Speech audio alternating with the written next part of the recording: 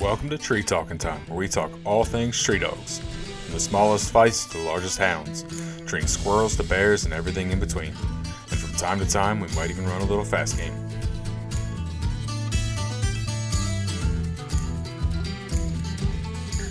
So I'm Vance Plante. I live in upstate New York, and I currently raise Treeing Feist. Mm-hmm. And I got into the whole hunting racket. Actually, I grew up in a hunting household. My family was all from way up in northern New York, up near Canada. Yeah, that's you're not too far from Canada, are you? So I'm about 3 hours now, or 2 hours and 45 minutes from the border. And growing up, we were kind of poor. Or I'd say pretty poor. My dad was the only one that worked out of the house. My mom stayed home, kept us out of jail. And, life went on from there. But it was always a hunting household. Mm-hmm. A lot like out of necessity and trapping and a lot of trout fishing in northern New York, and bullheading and catfishing. And, a lot of folks think Lake New York is mostly city, but most of the states I've hunted in, they're not as rural as upstate New York. It's excellent. Growing up, I had the best childhood. I grew up out in the woods, didn't even know I was really poor. Mm-hmm. And it was just a life that you read about, or, we were allowed to hunt and fish and use our own minds and build forts. And my dad and his dad were huge fox hunters. Okay. And then when the coyotes came in, they came into the area, I'll say sometime around the late 60s, early 70s, and they ran their dogs on both. Mm-hmm. And sometimes they'd run them on coons. They might have a dog that'd treat a coon here and there, and they'd run them on coons. And what kind of dogs were they running? Like they were running foxhounds? walkers. Okay. Yeah, foxhounds, running walkers. Maybe some of them might have a little July or a little trig. Yeah. But mostly, running dogs, and a few beagles.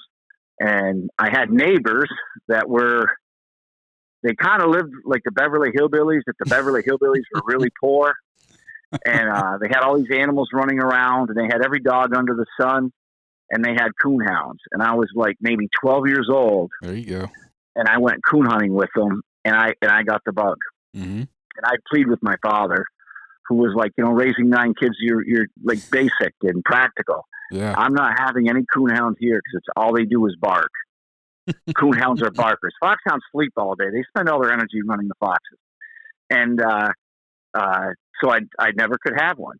And then I graduated high school, and I went to New Hampshire. And it's ironic how things happen. I went to New Hampshire, stay at my sister's, and I worked at a acoustics place putting up ceilings. And my cousin kept saying, "Go hunting with me. Come run foxes with me." And I'm like, "Yeah, I don't really want to go run foxes. I did it my whole life. I don't want to do it." Mm-hmm. And he had a black and tan and a blue tick and beagle cross that he'd go run foxes for 3-4 hours a night, maybe 3 nights a week. Honest to goodness, the first night I went with him, the dogs treated coon. And I'm like, man, this is karma. But then they ran a fox the rest of the time. Yeah. The next time I went, they treated another coon. So I went back to New York. I got a coon hound. He didn't pan out. And but I had the coon hunting bug from the time I was about 17, 18-ish. And I raised coon hounds and hunted them. And I hunted some beagles and a few bird dogs, but mostly tree dogs I like. My buddies were bear dog hunters. Okay. And that's mostly what I hunted. And then, I don't know, I ended up moving to this part of the state because of love. Oh. I met my bride at a coon hunt. Nice. True story. We were showing against each other in a bench show, and I was fresh out of the military, and I said, if I beat you today, you can buy me lunch. If you beat me, I'll buy you lunch. And that was it. We've been married for over 30 some odd years. She does all the squirrel dog stuff with me now. She did the coon hunting stuff with me. In between raising our family and stuff. And I stayed with coon hounds, mostly English coon hounds, had a little bit of everything else, mostly English. Okay.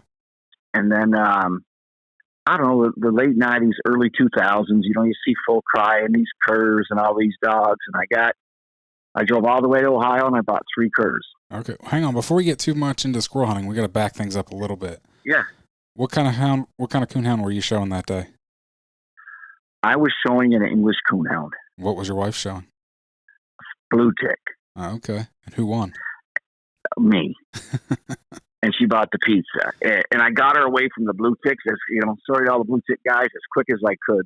Big beller and barking blue ticks all over the countryside. And then we raised English hounds for quite a while and had some fun with them. And nice. had a few red bones. And the plot guys always sucked into getting a plot now and then. But it was mostly, 80% English. And, okay. And basically that's what we had. And then I don't know. You read all these stories about these curs, and I kind of like the looks of them. And we drove to Ohio with my son, and I got I think about 1 or 2 curs at the time. I ended up with 3 or 4 overall in the early 2000s. Where'd you get Might have them? been 01 in Ohio. And the thing is, I'll say this: they were from a good guy and a good breeder. Nobody squirrel hunts in New York with dogs. Nobody I knew of at the time. Yeah. And it's a whole different thing, really. It's the same, but it's different. You're hunting with a dog.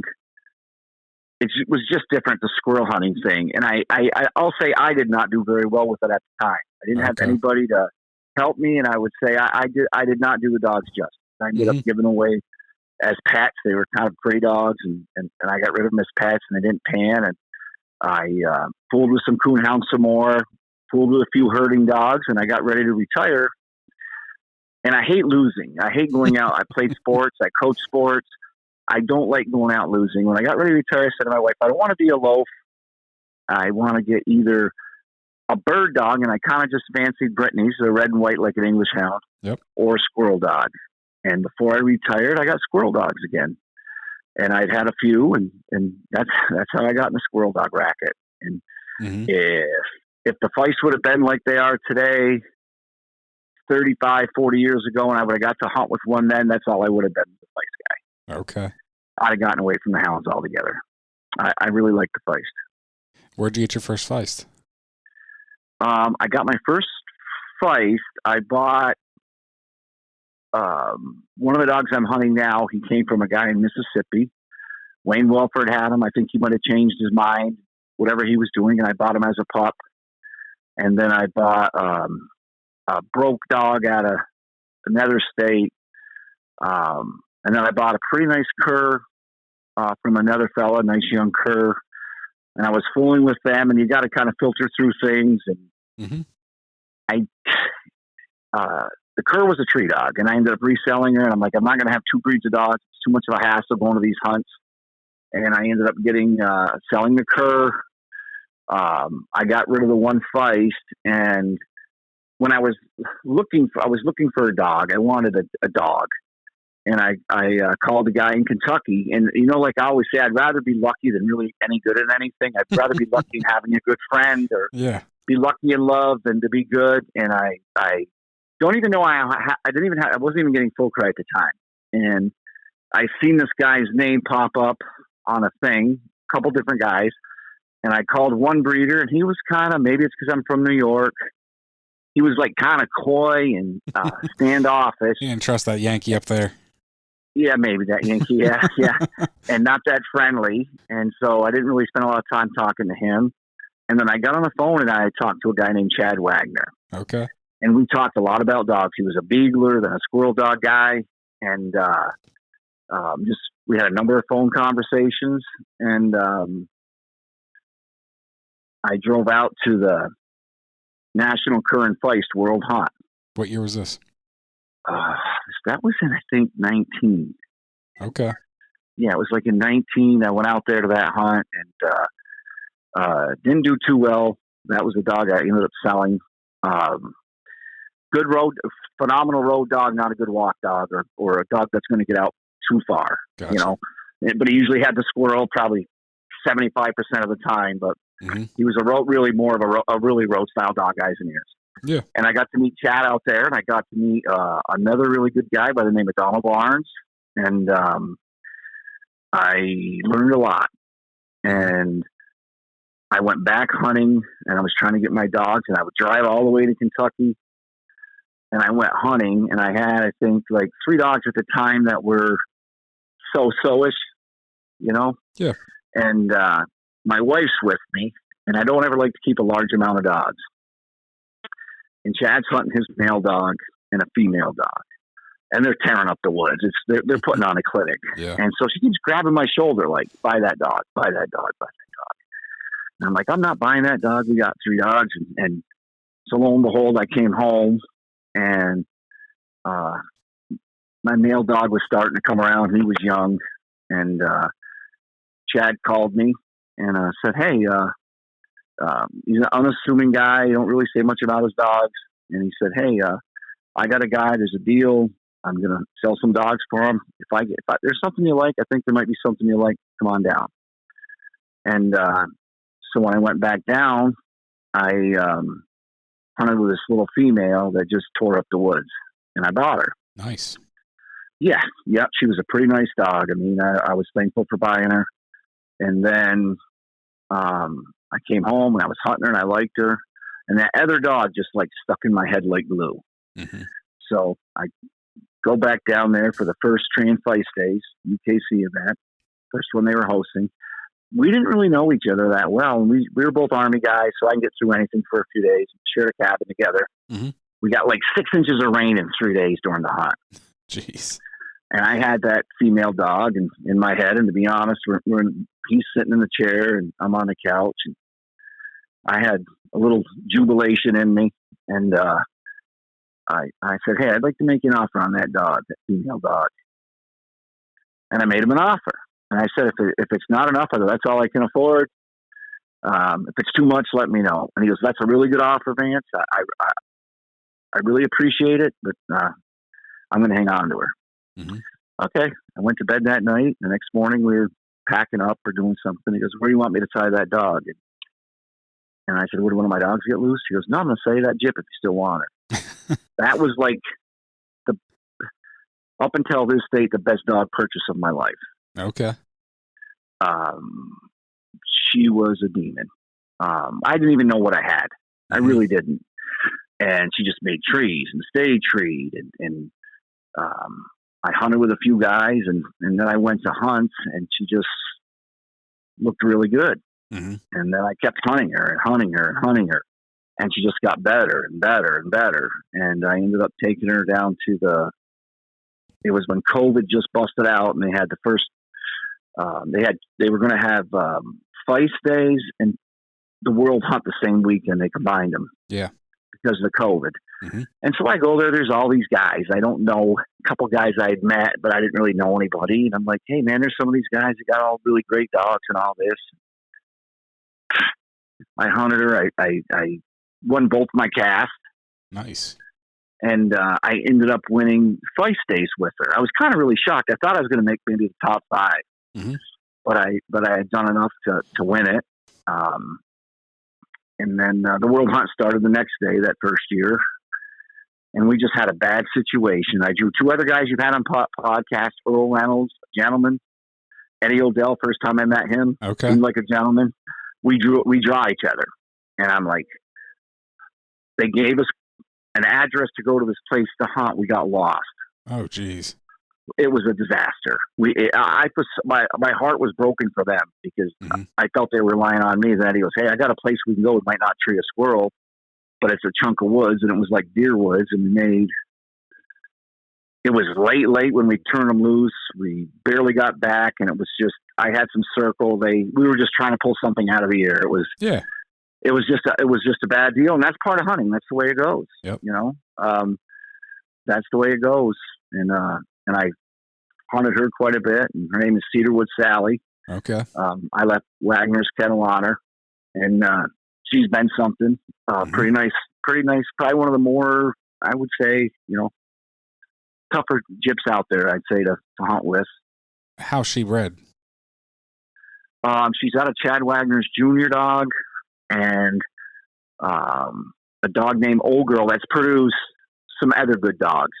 Okay. So there's something there. She's got a couple sisters from different litters that are pretty good dogs. A couple of them sold for even more money. Mm-hmm. One dog had been sold a couple times. And so, but she was out of that world champion of Chad Wagner's junior dog. Yeah. And she could just win squirrels. I mean, she's a winning magnet. And she's been nice to own. and I've been thankful to own her, to buy her and own her.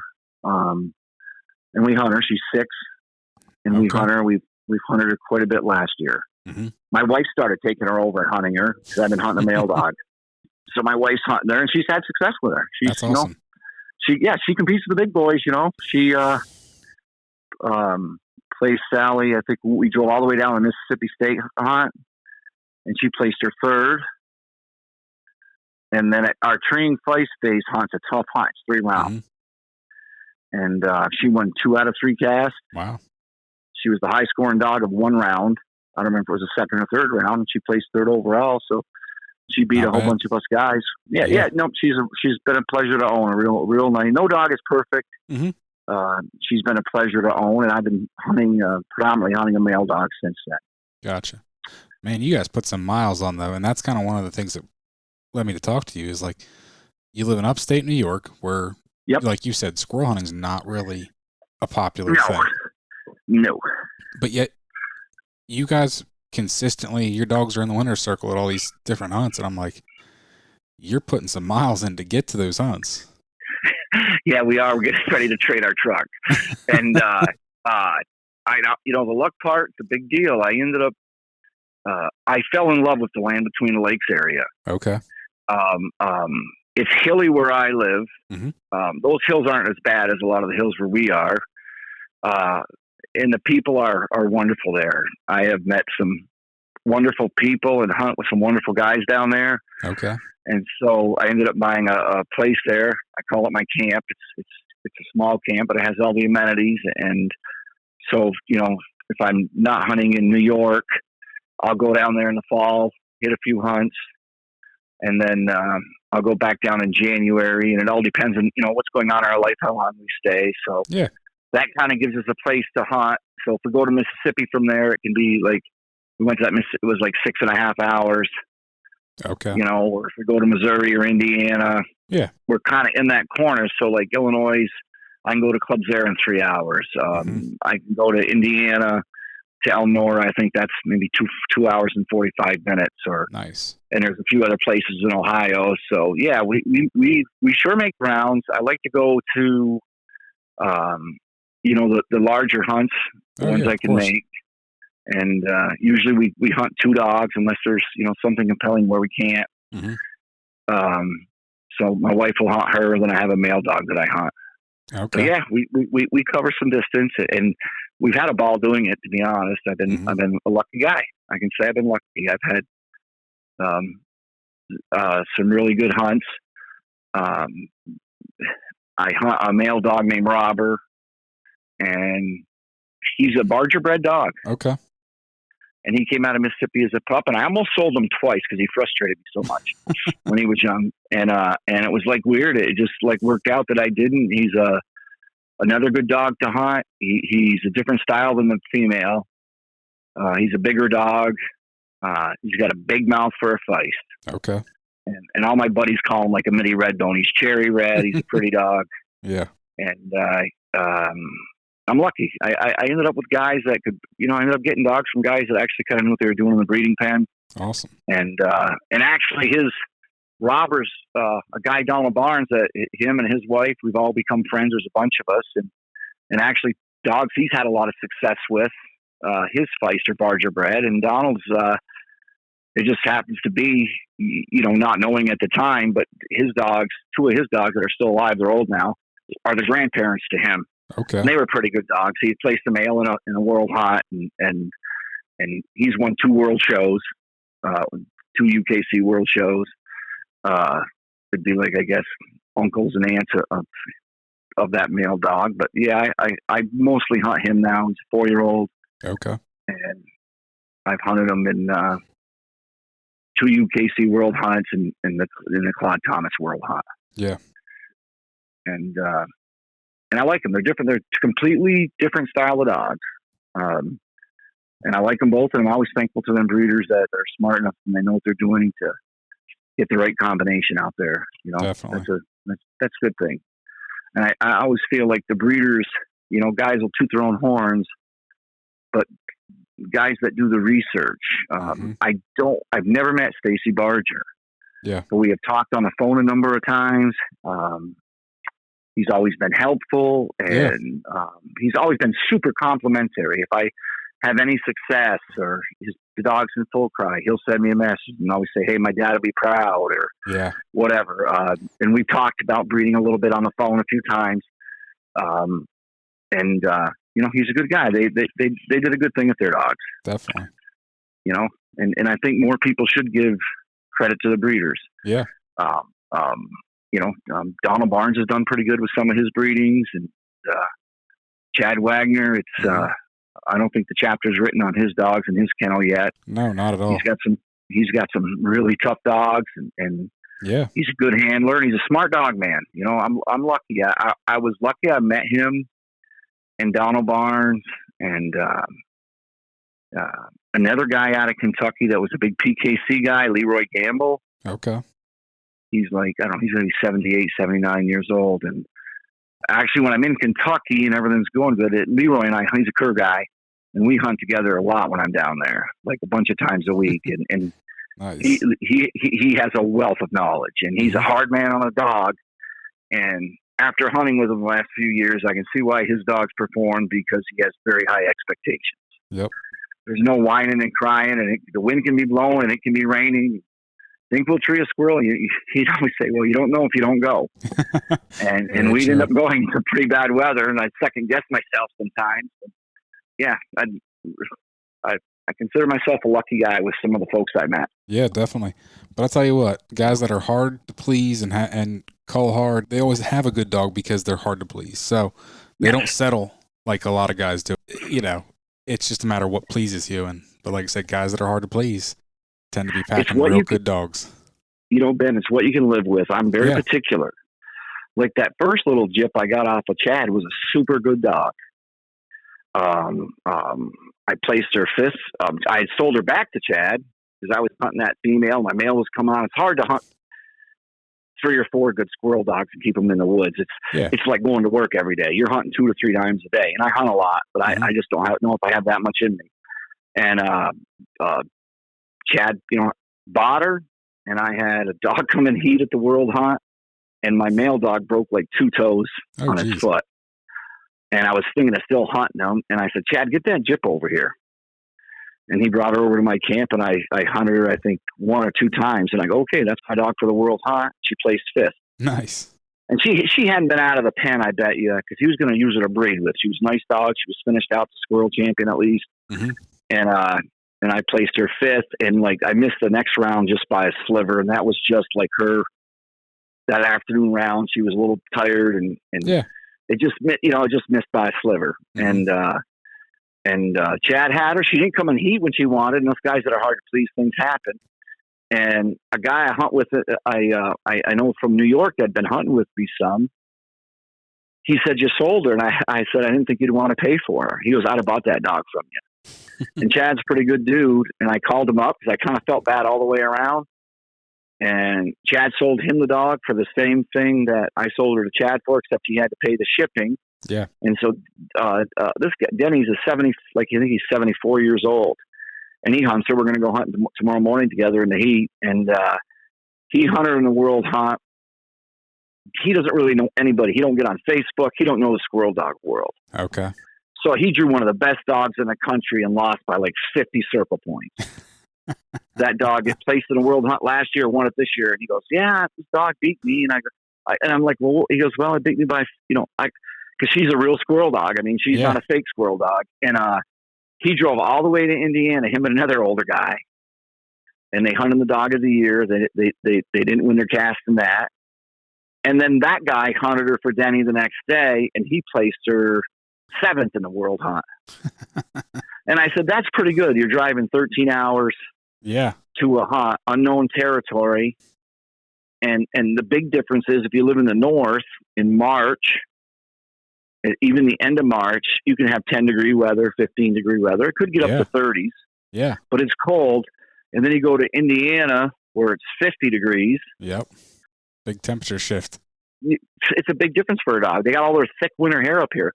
Or you go to Kentucky, Western Kentucky, when it's even hotter, yep, and it could be 60 degrees mm-hmm. in that little Jeep. And I was as proud of him as I could have been of anybody. That you only got so many years once you get to be 74. And I was really proud of him placing. Another guy that made the top 10 at that World Hunt was Earl Reynolds, which I thought was really cool. He's no spring chicken either. Yeah, and I'm kind of proud of that the sport can, have people that are young or old and be competitive and have success. Yep. And I was kind of proud of that, two dogs from New York placed in a World Hunt is definitely. Everybody thinks of New York as New York City. Yes. I haven't heard that 200 times in my lifetime. I haven't heard it once, and it's really very far from it. Oh, exactly.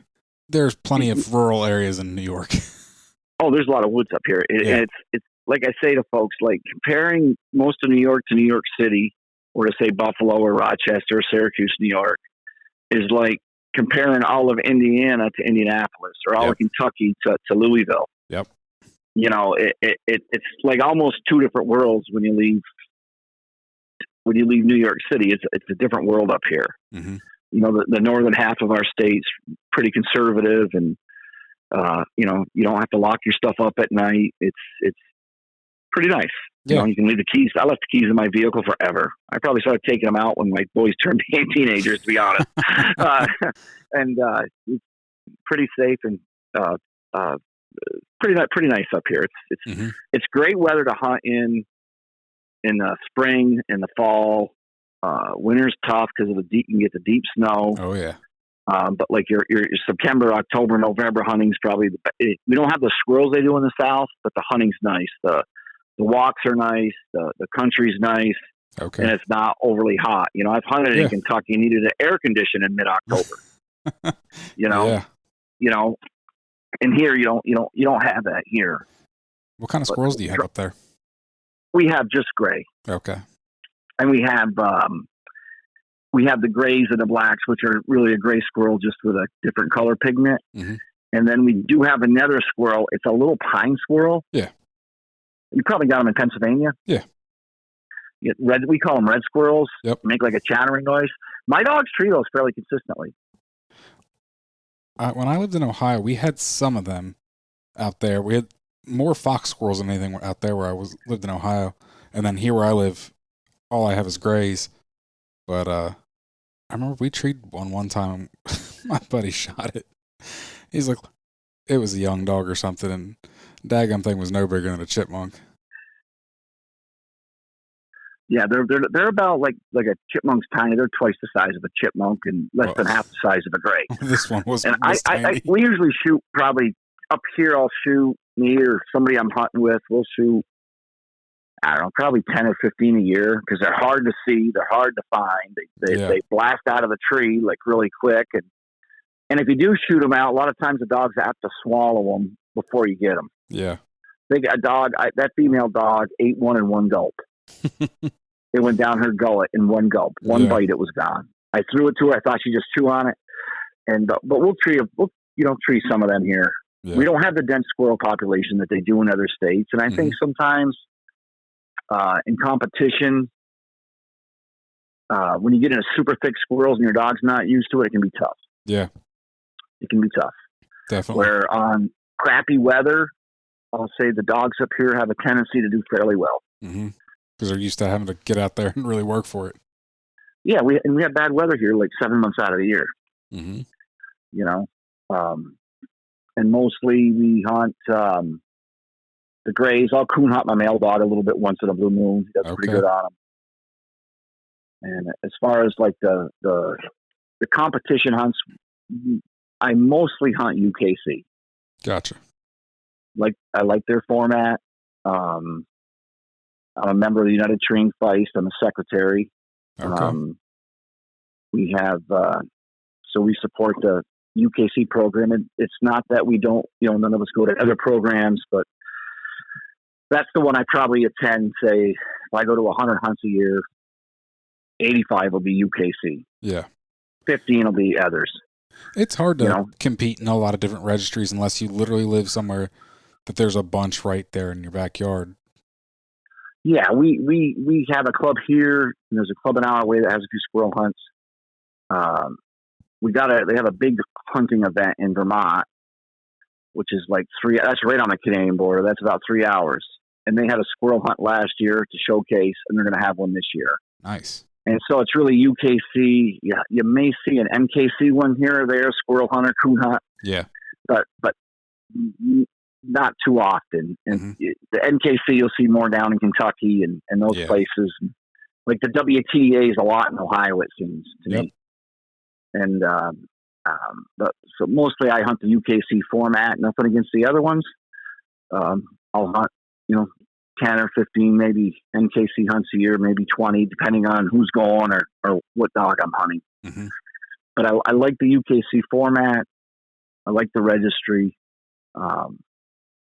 We try to promote it. Yeah. United Treeing Feist. We have a great board of officers. I can honestly say that they're the greatest bunch of guys that are selfless. That's great. These are guys they'll pack their dog in if something's not right, and they'll guide a cast or judge a cast, and they're all willing to self-sacrifice. We've only been around since 18. Okay. And we've moved the program forward. We have a really good Facebook page just for squirrel dogs and feist. There's nothing else allowed on it. Yeah. We're very strict about it. We don't let any bad mouthing go on. There's other places for that. Yeah. And now is 18 when they split the cur and feist within UKC? 17. I think it was 17. Okay. But don't quote me on the year. Yeah. No, I was just curious because I know that, unlike some other registries, they split them up. Yeah, I don't hunt. Like, I got friends that hunt NSD or USDC. Yeah. So there's like a little different format. With UKC, the feist are separate from the curs. In NKC, you can hunt curs and feist and whatever together, or you can have just a feist hunt. Mm-hmm. I'm sure you could have just a cur hunt, because I've gone to just feist hunts in NKC. Okay. Now, usually the bigger hunts, if it's like an NKC state hunt or a world hunt, everything's drawn out together. Yeah. So you just go and you either give it or you get it, Yep. But mostly I like the UKC format. And I think if you look at dogs, like where I'll say the prolificacy is in like breeding and stuff, it seems like they gravitate towards the UKC World Championships dogs. Okay. Like Jad Wagner breeds a lot of dogs. That Dexter has bred a lot of dogs. Yeah. I don't know of a lot of other feists that have bred that many. There's that many dogs. It seems like you see those dogs reoccurring a lot and surfacing. And I think a lot of it is a lot of older coon hunters, a lot of guys that were coon hunters that are coming over are familiar with the UKC format. Yeah.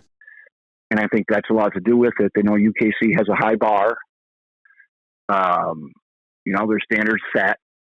And I think it's getting bigger. We had the biggest world hunt today, which is it's small potatoes compared to the UKC World Coon Hunt. Oh yeah, but they all started somewhere. Definitely. If you looked at 79 when UKC had their first, I think it was 1979 UKC World Coon Hunt. I know there weren't the dogs in it that there is today. No. It's blown up.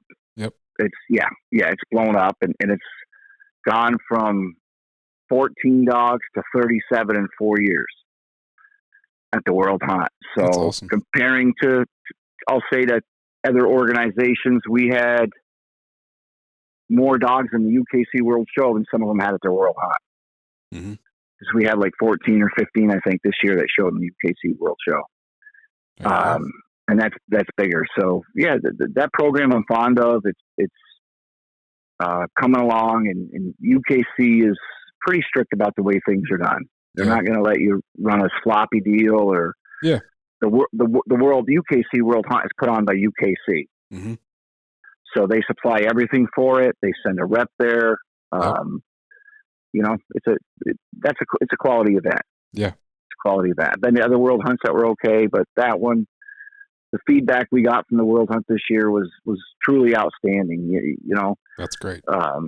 with squirrel hunters, they're kind of a mixnickety bunch sometimes about things. And there's this camp and that camp and this philosophy and that philosophy. But you didn't see it there. Everybody visited, and you really couldn't tell the winners from the losers. And I kind of like that. That's great right there. Yeah, the guys that come back, like after the first round, there was a few guys that left right off. They probably had long drives. But, yeah. I sat and had lunch with two my wife and two other guys that had, they didn't fare so well in the first round. Mm-hmm. And you couldn't tell. We visited about everything from religion to where you lived and how good the lunch was. So it's a little different. And I think it gets a little better, and the dogs get a little better every year. Definitely. I know, Ben, some guys will say, oh, they were better 30 years ago. I don't think so.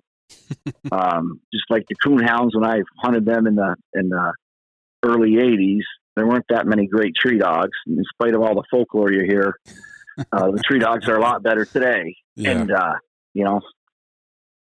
but the squirrel hunting is, something I hope I can do until I can't do it anymore. I've had a lot of great hunts, and I've been on good hunts I didn't win. Mm-hmm. Actually, my red male dog did put on a clinic in a hunt, and I lost the cast. Yeah, you have something. You have squirrels timber out from under you, and you don't see it. The dog gets the pencil put to him, and you have those flukes, and actually, the guy that won the cast didn't, but the other guy in the cast wants to breed to my dog. and that's the one good thing about hunts that people don't get. You see dogs from all over the place. Yeah. There's you get to see dogs from different areas. When we had Treeing Feist days this winter, there was a contingency that came from Michigan. None of us knew them. Never had met them. They had some pretty dang good dogs. Actually, I just got a pup shipped in from them guys. Came last week. I've had it a week. There you go. And I would have never met them or known them. Yeah. But I thought enough of their dogs to get one. Mm-hmm. There's some pretty snappy dogs. He put 3 dogs in the top 10, I think, of that hunt. And they had a 10-hour drive. They were Northerners too. Maybe I'm partial to them. It's one thing. You go to those hunts and you can see what you like and what you don't like. Yankees got to stick together. The squirrel dog world's primarily a bunch of Southerners. So. It is, but you say that about Southerners. I go down to Kentucky, and I know those guys think I'm a bigger hick than they are. No, I'm just teasing you. Because I know, I catch a lot of flack when I go down to Virginia to bear hunt, and they're like, "Oh, you're a Yankee." I'm like, "Okay, if you say so." I don't talk with a drawl, but But it's funny. It's I had a guy working for me on the camp, and he kept yarning on about me being a Yankee, and I said, what state, who Kentucky fought for, don't you? Where Grant got his big push was out of Kentucky, General Grant. And there's a lot of ribbon over it and stuff. But I know they think, well, boy, this is one backwards guy from up there. He likes to hunt everything and eat everything. And I've always liked anything you could do with the dog. Yep. I've never cared for deer hunting much. I like to eat them. I'll help you skin one. But if it's dog driven, that's always been my interest. Yeah. I'm right there with you. Yeah. Bear hunting's big in New York. People don't really realize that. That's big with dogs. My next door neighbor's a bear hunter. His dad lives down the road, maybe 4 miles from me. He's a bear hunter. Yeah. We have a huge northeastern, big game trial here. Yep. For bear hunters. So yeah, New York's it's pretty diverse. Squirrel hunting, there's only 1, 2, 3 clubs that have squirrel hunts. Okay. There's one way out, probably closer to you, out by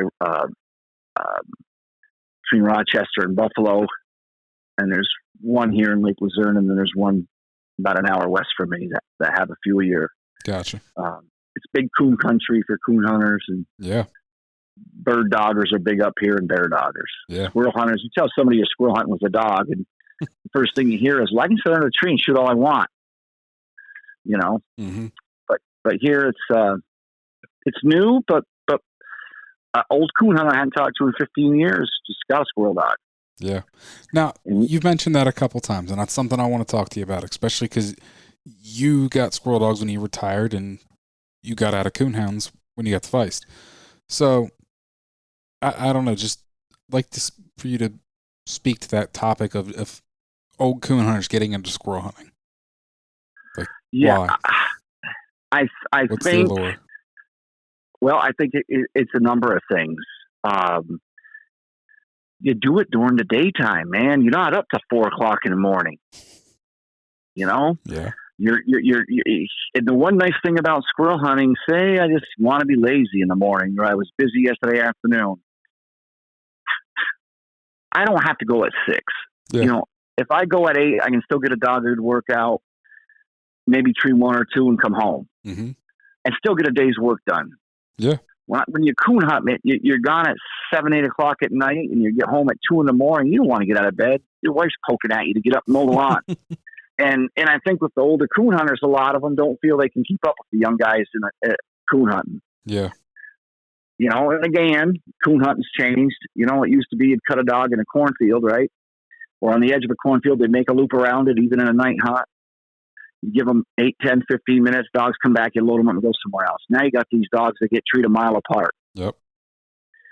And I just, you see more and more, there's a whole contingent of guys that they probably still do some coon hunting, and they're guys maybe my age, maybe a hair younger, that they're starting to squirrel hunt more in Ohio. There's a group of guys there that are doing it. Oh, yeah. But I think you're seeing a lot of guys that are coon hunters that are, 50, 60, 70, that are pretty hardcore coon hunters that, they go a few times and they're hooked. They're doing what they do at night during the day. Yep.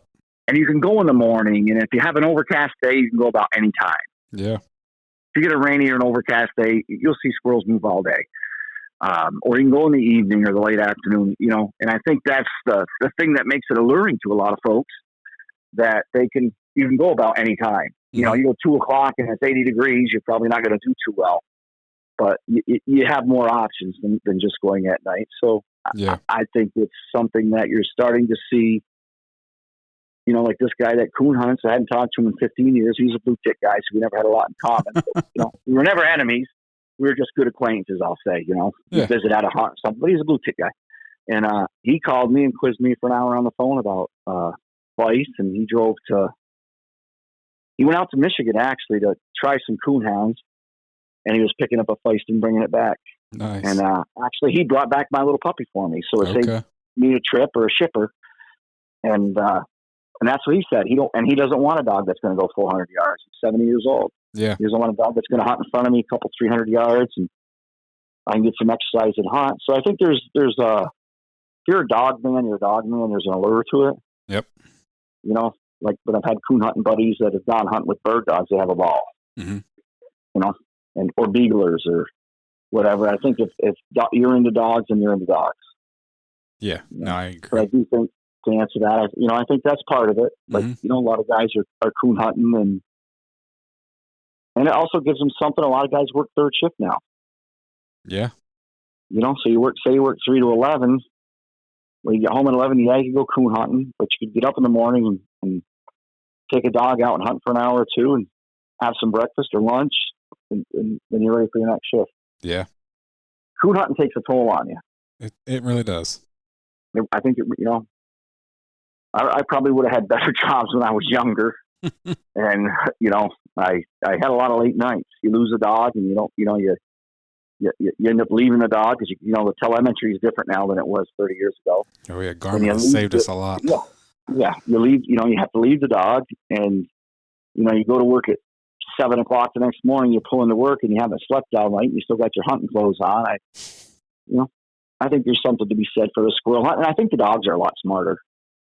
Like they're I don't know what their aptitude is, but I'd say like squirrel dogs, they're well above hounds. Yeah. They're probably like the brain category, I'd say is probably similar to a bird dog, just guessing. Mm-hmm. But I'd say they're I've had bird dogs and I have herding dogs. Yeah. And I'd say maybe they're not quite as sharp as a herding dog, but they're above the hound scale, if that makes sense, I'd say. Oh, no, definitely. Makes sense. Because you can teach them, I think hounds have gotten smarter. They're not. Yeah, I do. They're still not I do.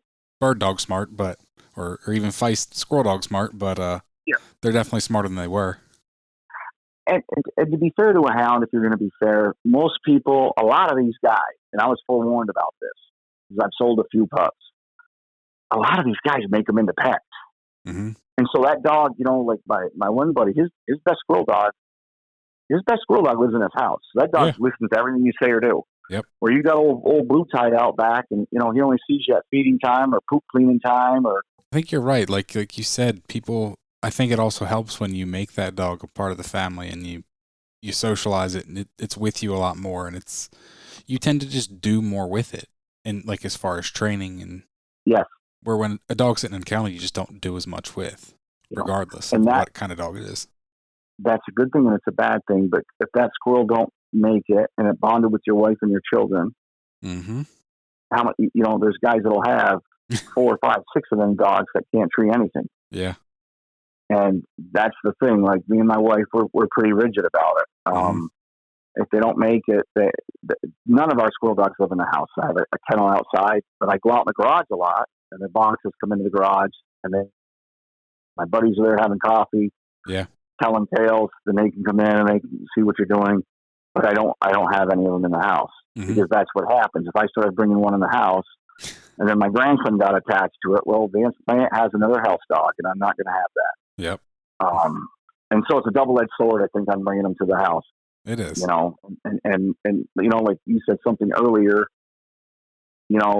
The guys that are hard to please usually have decent dogs because they're willing to, it's people that are good at things are usually willing to do things that other people are not. Yep. They're willing to go a little more or and it doesn't matter whether it's squirrel hunting or anything else. They're just willing to do a little more or go a little harder than the average guy. Exactly. And like this, he's a lot younger than me that lives next door that's got these bear dogs.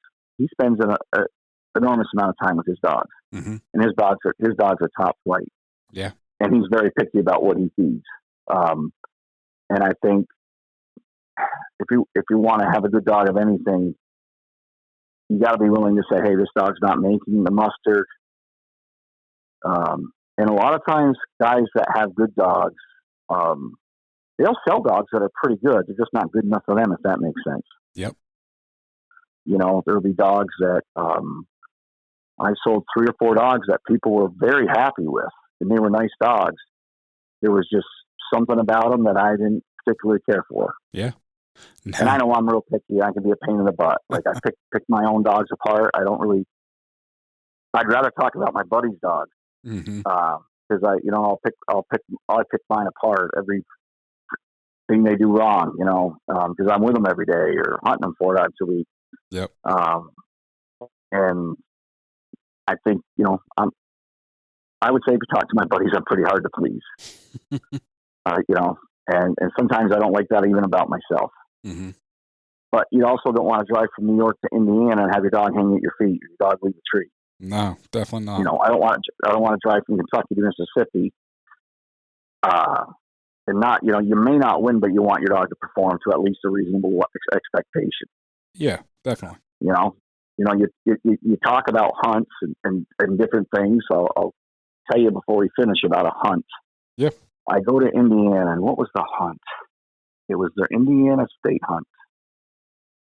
Bad weather was coming in, which is always favorable to me.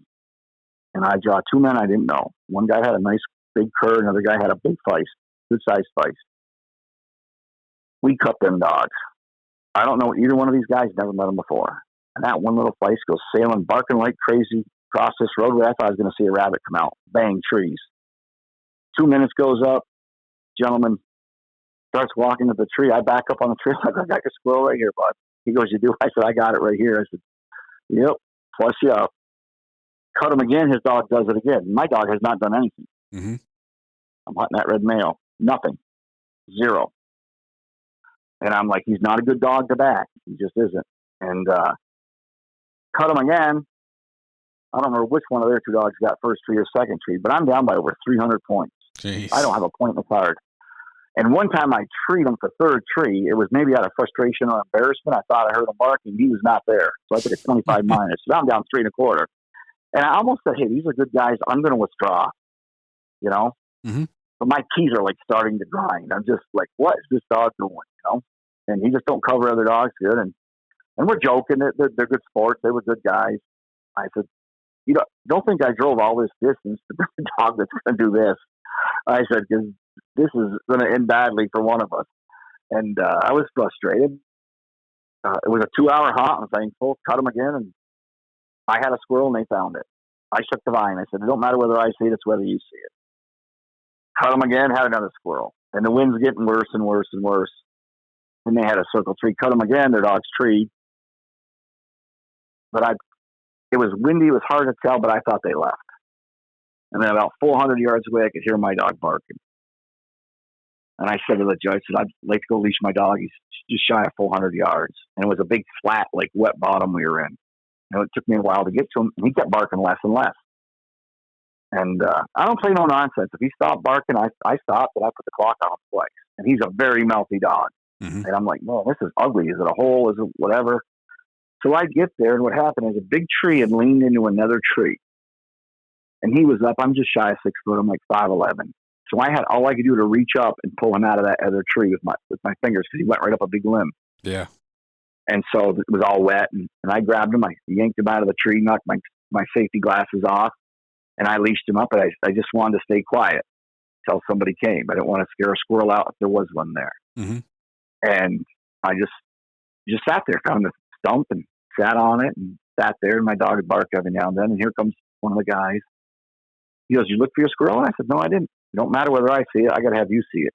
And he goes, "Well, I left my dad and the other fella. They're searching that tree. I figured I'd better get over here for the hunt was over and help you look for your squirrel." And he goes, "You didn't look?" I said, "No," but I stood up and I go, "I think I see something in that tree." The next tree over. Yeah. But it was like one of them shagbark hickories, and it was just I'm not the best squirrel finder. And he goes, "Buddy, I got your squirrel right here in that tree. That tree's going up." Because at first he gets there, goes, "Where's your dog treat?" I said, "You see that big wet spot up there, about 8.5 feet?" I go, "He couldn't get past that limb. That's where he was treed. So you got, so many steps." Which I'd say to anybody else, you got so many steps on each side of that mark. You got a pretty good watermark there for feet paws. And we found the squirrel. But the moral of that story was I was down all that distance. I came back and won that cast. Wow. And that was like my favorite hunt of the year. It wasn't like a significant hunt. Mm-hmm. But I'm like, I came like from the depths of disaster out of it, and I won it. Yeah. And they were good sports and good guys, and they had really good dogs. And if they'd have had a couple of them circle trees, they'd have saw the squirrel, they'd have win. And it's I always said, I'd rather be lucky than good. Yep. And that was kind of that was like of the whole year. The World Hunt was nice placing of that and the World Hunts, but that was like my favorite hunt of the year. I just, I didn't withdraw them. I just stayed in the game, and I was lucky. I always say I was lucky enough to pull out the win. Definitely. But when you're traveling those distances, it's one thing if I was only going an hour to a hunt or 30 minutes to a hunt, then you bring whatever. But oh yeah, like this fall, I'll make a trip and I might stop to a hunt somewhere on the way to Kentucky. And you don't win them all. You're not going to win them all. That's just the nature of the game. Take the losses, take your wins, try to be a good sport. Yep. And have a little bit of fun and meet some really great folks. And it don't always go your way. And if you understand that, then you're way better off. You don't get overworked or underworked. Mm-hmm. Definitely. And it's a good sport, Ben. I'll say I've hunted in a lot of hunts. And I've only ever seen like bad characters on 3 casts. And I always find that, the guys will talk about like the bad experience and stuff. Mm-hmm. Most of those folks don't go to any hunts. You're probably right. They'll badmouth people and they'll talk about things and you've never seen them or met them. They may be from Camp X and they're friends with somebody that may have gone to a hunt at some point in their life. Yeah. But most of the guys are good. Like my grandson's 6, when he turns 8 or 9, he wants to go to a hunt. I think the guys will treat him like gold. Oh yeah, definitely. They'll treat them well. My wife's there. They've always been respectful and kind and nice. And a hunt I was on, Feist days in Mount Orab, Ohio, I drew a gal. It was her first hunt. Mm-hmm. And her husband hunts quite a bit. He's a pretty good competitor. And I might have rode with me. I'm not sure. And he come over and he said, "Hey," I said, "your wife will get treated just like one of the guys, but she'll get treated fairly." Yeah. And I go, "Wouldn't you treat my wife the same way?" And he goes, "Yes, I would." So she came. She had a good hunt. I won the cash. She did not win. And when we got back, he came over and he thanked me. But it really should be like that for everybody. Like Exactly. my wife should be able to draw maybe somebody that maybe don't care for me or my dogs or my friends' dogs. But yeah, they're still going to be respectful and courteous and professional. Yeah. And 97 out of 100 people have been like that. You know, I've only been at the Feist thing since 2018 and well over 100 hunts. I don't know how many hunts actually. I know my red male made the Hall of Fame in UKC. Wow. This spring with 50, he had 50 castlings. Yeah. So he's the second place to make the Hall of Fame. There's only one other place that made it. And who was first? So he's Who was first? Chad Wagner's Bodog. That's what I thought Chad, one of Chad's dogs was. Yep. He was the first Hall of Fame dog. I believe my dog is a second. I don't think there's another one. There could be. There could have been. But I know his dog was definitely the first. Mm-hmm. And that's one heck of a dog. You unstrap him, you're hunting a squirrel dog there. Yeah. Yeah. I've drawn him. I pleasure hunt with that dog. He's the real deal. Mm-hmm. You know, he's a tough draw. And again, I say, look, he'd been in the UKC World Hunt. He's placed fourth twice, second once.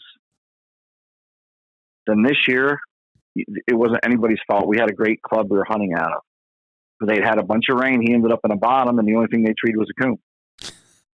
So he didn't advance. So there's luck involved. And there's, you know, and it was, you know, it's like he said, I'll hold it against nobody. That guy didn't know we were going to get like just rain overnight. Yep. And, you know, and that was the spot they had, and that was it. And, you know, a bunch of us have hunted with that dog. We were shocked they came back with nothing because usually he'll make something happen.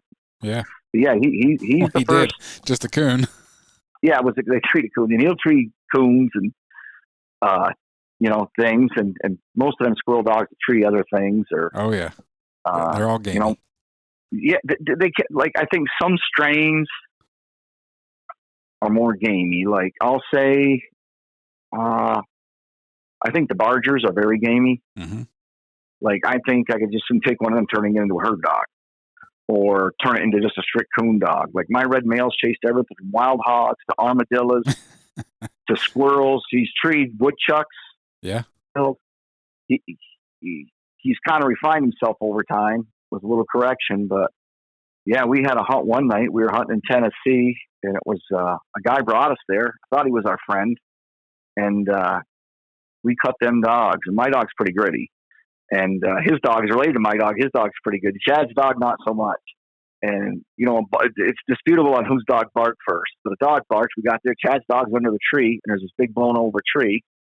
And my dog's up under it trying to pull something out of it. And they're not barking like it's a dang squirrel in Villa. So we're all laughing and joking, and there's a lot of jesting going on between me and Chad Wagner and Donald Barnes. We cut him again, and my dog lets out a swoop. And Wagner goes, "That's another armadillo." I go, "That's a squirrel." We come over, and I don't know nothing about armadillos. Yeah. Those things are fast, and they can jump really high. Didn't know that. My dog was trying to snatch it out of the air. It would have been a cool picture. And that armadillo jumped out of his grasp and dove straight in the hole. Jeez. And we got into two there. Then we did a recut, treat some squirrels. And then we heard a few barks. And then that's all you'd hear is like a long whoop every now and then, like almost like a hound locate. Yeah. And we're walking along, and my buddy Donald, he's in his 70s, and his pace picked up pretty fast. And he goes, "I know that's another armadillo." I go, "Why do you keep saying that?" He goes, "Because I know the only time your dog's barking is when he's coming out of the hole for air." And it was. But that's the only time we ever got into the armadillos. But yeah, I think some strains of the Feist, like, and I'd say the Bargers, and I think if you talk to Stacy, they're pretty gamey. Mm-hmm. And some of them I think are a little more refined toward the squirrel. Like my female has never treated anything but a squirrel, a fox, or a gray. Okay. And I'd say so, but I think some strains can be pretty tenacious toward other stuff. And And it's funny when you treat a woodchuck. My wife treated a woodchuck the other day with her young dog. She's treated a couple. Yeah. I hope it don't become a habit. But we get them around our farm, and they like the sweet grass, and so we'll have a fair amount of them. It seems like there's a bumper crop of them this year. And a lot of guys like that. They want dogs that are just going to put stuff up a tree, you know? Well, in all reality, that's the way a lot of Feist have been bred, is just, you know, farm dogs that were there to basically keep the vermin off the place. So whether that was a possum, a coon, you know, a groundhog, a squirrel, whatever, it was keeping everything away. And you know, I've seen a lot of Feists that were great for killing rats and mice too. So, well, that would probably be like, I had a Jack Russell once, and that would probably be some of the terrier blood in them shining through, because they're really good ratters and vermin dogs. You know, when I had horses and mules, right, coon hunt mules and stuff, you know, I had that Jack Russell that had an air deal. There was nothing on my property. Yeah. If it didn't belong there, it was not going to be there. And it wouldn't be there very long. It didn't matter what it was. And, you know, and over time, for guys that are, you know, serious breeders, the breed gets refined, just like the coonhounds have been refined. Yep. Right? Because now you don't have to breed in something else. I know, hey, I'm going to breed my Gyp, and I hunted with so-and-so's dog in Michigan. I think that might make a good cross. His dog's all Feist for 3 or 4 generations. So, you know, over time, I think, especially following the UKC program, the breed standards are fairly rigid. You're going to see more uniformity. Yeah. You know, you're going to see it more where you'll walk up to a dog and say, hey, that's a Feist, that's a Treeing Feist, that's a mountain Feist. Yeah. The mountain Feist breed standards are very strict. Yes. They're stricter than the Treeing Feist standards. The Treeing Feist standards got stricter under the last rules committee. Okay. So, you know, the goal is to get them where you walk and, hey, that's a Feist, mountain or Treeing. And it's going to get there. More dogs are getting registered. The major UKC hunts are becoming more prestigious, I'll say, or there's, you know, more guys want their you know, their dog on the bench, and with that will come refinement, you know, and I think it'll help it overall. Definitely. I think it'll make it better. And you know, a guy said to me, Ben, I don't know, there was like a dispute over something, and he said, "You're a newbie," and I said, "I am a newbie with Feist, but I'm not a newbie with dogs." And if you got a herding dog, you want it to herd. Yep. If you got a coon dog, you want a tree coon, stage coon, or a foxhound, or a beagle to do what they do. The formula is not that hard. You want the dog to do what you want it to do, not necessarily what it wants to do at that time. Exactly. And it takes work and effort. And the Feist are a ball to own, and I'm honored that you even spent any time with me, and I was kind of shocked that you even called. Well, I really appreciate you. Do you look at our UTFA page? Yes. I'm on there. Okay. Because we do a topic Tuesday, you know, and we keep it, you know, really above board and try to keep it professional. Yeah. And so there's a whole slate of us. I know people see, hey, it's Topic Tuesday, it's Vance Plante. It's really not me, because some of the questions come from the board members, or we'll talk, and it might be something a hair controversial. I'm like the mouthpiece for it, and I'll type it up, or my wife will type it up. But it's a group effort, and our board works together on everything. The one thing I'll say about the UTFA is there's no singular. That's great. It's a group. If something comes up, there may be some minor detail, like a meal that's being served, but anything major, there's phone calls made, or now with Messenger, they go on Messenger. Everybody says, "Hey, this is coming up, or this is coming down the pike." So it's I never want anybody to think, "Oh, this is 1 or 2 guys doing this." This is there's 8 people on our board, between our board and our officers from a whole bunch of different states, and we work cohesively together. And we don't always agree. Yeah. You know, I'll say, for an example, I could call, you know, any of them, Cody Barnes, Chad Wagner, Donald Barnes, and you can tell when it gets to a sticking point. We'll say, well, let's think about this idea in a day or two. Yeah. And then the other guy might call and say, boy, I thought about it a day or two. Your idea is really good. Mm-hmm. And the guy might be the opposite. Well, I listened to what you said. Now I think my idea is really stupid. So I like our group because we don't dig our heels in. Yeah. You know, we try to stay. There was a couple big rule changes that were better for the organization and in the breed standard. What, if you don't mind kind of going over some of those rule changes, what were they? The rule changes for the breed standard, a big thing is a lot of folks, and this is important, think you can register any dog as a Feist. Not true. A lot of folks think, well, a Feist is a small cur. Again, not true. A Feist has different features. Mm-hmm. So one of the big rule changes we made, a couple of them, I can't remember every one of them right offhand. There were several, but one was the pigment of the eyes has to be amber, which is like a dark yellow, not a light yellow, to dark. Okay. And the eyes have to match with the features of the face. And the other thing was the ears and the headset. So one of the big changes that came out of the rules committee, and we did segments. It probably took us at least a week to go over the breed standards. It wasn't like one thing thought, because we'd go through each one, questions, comments, suggestions. And then if a suggestion came in, say on the eye color, then there was a discussion, debate, and a vote. And when the vote was over, it was over. It was something I proposed, it didn't pass, and I couldn't say I was getting support. But I just usually the person would say, well, it's not getting support. Let's move on to the next thing. And so the eye color, to get away from some of the herding dogs people try to breed in. Okay. A lot of them would be light colored eyes. And a big one was the ears. You know, you can't have hound ears. You can't have ears. I should have brought the breed center with me, but you can't have ears that lay flat against the head.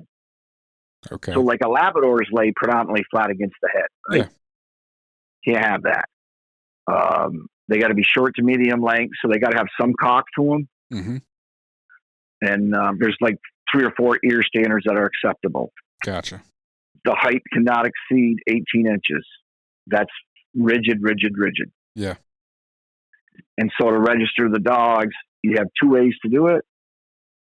You either send all pictures and pedigree to UKC, they inspect them and send you back your papers, or our officers and board of directors are on a list.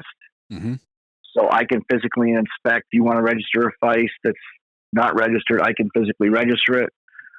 Got to pass the breed standard and the height standard. Yep. So it was the ears, the eyes.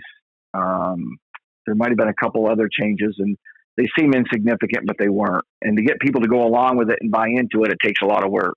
Oh yeah, sure. And today there's some dogs that don't make it. You know, there's and UKC's been a great partner. They if they get a questionable dog, they'll kick it back to us. Now, out of curiosity, what happens if you were to breed 2 registered dogs together and get a dog that doesn't fit the standard? Then it's out of standard. It's still registered. Okay. So say it's you can't really stop it from hunting, to the best of my knowledge, but it won't be in a show. Gotcha. And if it's over 18, no matter what. I didn't know if there was any disqualifying faults or anything.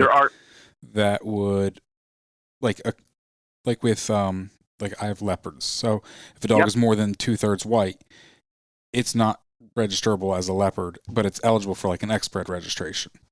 Yep. We don't have X-bred. You're either Feist or mountain Feist. Mm-hmm. So dogs that are 18 or less that fit the breed standards are in. Mm-hmm. But say you came to a hunt and your dog was already registered. So maybe it was litter registered and you had a dog that was off-colored eyes. Yeah. Again, this is not gospel, but you'd still be able to hunt it. Yeah. Because it was already registered, but it's an off-standard dog.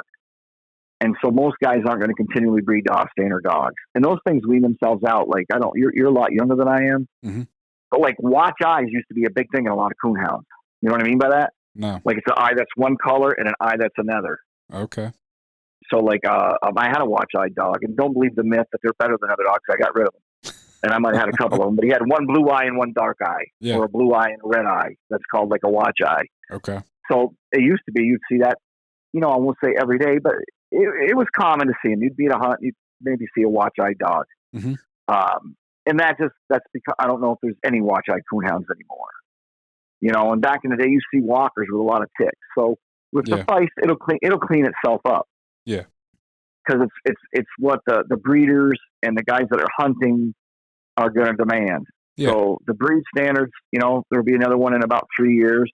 Go over it, whoever's on it. It could not be me. It could be, a whole new slate of officers. We have elections, and they'll go through and navigate that process themselves. And I always have faith that they're going to do justice and not make it so it's about your dogs. It's about the general breed. Yeah. You don't make it, I want them to look more like the Plant dogs or the Smith dogs or the Jones dog. No, just do the breed standard to the best of your ability. Want the dogs the generic breed standard. Yeah. And then the hunt rules we changed. There were a couple changes. Now the breed standard is just the UTFA. We go over that with UKC with our suggestions, and they accepted the changes. Okay. Now on the hunts, it's a whole different thing because you have the Mountain Feist Association. Mm-hmm. So we put together a list of all the hunt rule changes we wanted changed, and so did they. So then we got to get together with UKC because they do have the final say in that. Yeah. You can't come up with some cockamamie thing. Mm-hmm. And so they just know how to do things. They just put it on there, what the change was, and what it pertained to.